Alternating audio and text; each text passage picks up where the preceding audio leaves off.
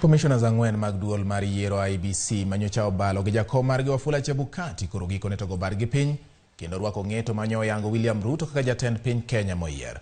Commissioners go yango ni gisedo kiti cha yanga kendo girwako ote manyo ochiw kod jakom margi odiochieng' manyoro.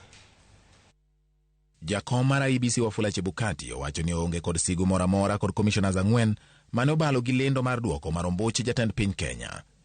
E twakne bang' joyal buche abiriyo mag doho mamalo mogik ng'ado bura ewi duoko mar ombuch jatend piny Kenya, Chebukati okoni commissioners ang'wen go moting'o jalupne Juliana Cherera, commissioners Justus Nyang'aya, Francis Wanderi kod Irene Masit pod gin commissioners mag duol mar yiero IEBC ma kik gibed gi luoro mora mora. As a commission we follow the law and it's up to them and their conscience what they want to do going forward, but as a commission we follow the law and we have not chased away anyone. Odiochieng' ma kawuono commissioners ang'wen go ne ogolo wach ka gichiwo twak ka giwacho niya alieko.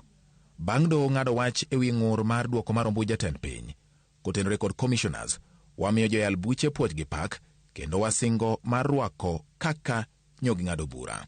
Commissioners ang'wen go mabende orwako wach manyo jakom margi Wafula Chebukati owacho bang' ng'eto mar doho nenore kama oyie dok riwore kod jowetegi mamoko adek mane gipogore godo e paro e kinde yiero ka girito andika manimba manyiso kaka doho nyong'ado bura mabende ibiro ti godo kaka nyiso yo mawinjo bed ni tayo godo chenro mar duol mar yiero e pacho ka IEBC maonge chochni. Commissioners ang'wen go ne odhi nyime ka giwacho niya alieko. Dwaer mar wacho ni wayie kod weche mag jakom mar duol mar IEBC manyochwal ne ute fwambo weche. Wamedo singo ni wabiro chung' motegno mar neno ni duol mar yiero otiyo makare.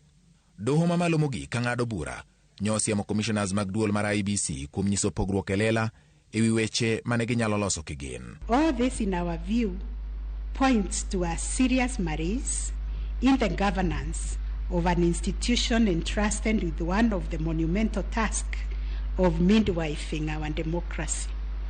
An institution that obviously needs far-reaching reforms of which we shall say more in our detailed reasons. Yie mar commissioners mag IEBC tiyo kanyakla koro keto gi kare ne ikruok ne yiero mora mora manyalo biro tucho e kinde mabiro. Gin mago kod mamoko mathoth ahinya mabende ne waloso ni mapod wan godo ma wadani mondo